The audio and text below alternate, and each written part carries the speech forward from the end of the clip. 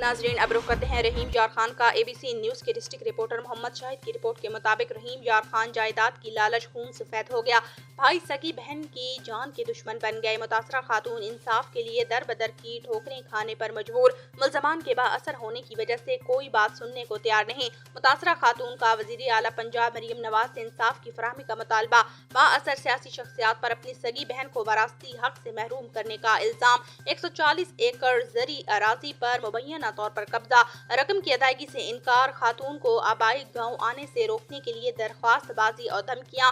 मरहूम rice doctor Nasir Mahmood की बेवा शहनाज रईस की दहाई। मुतासरा खातून की चीफ जस्टिस, आर्मी चीफ, वजीर आजम और वजीर आला पंजाब से फौरी नोटिस लेने की अपील।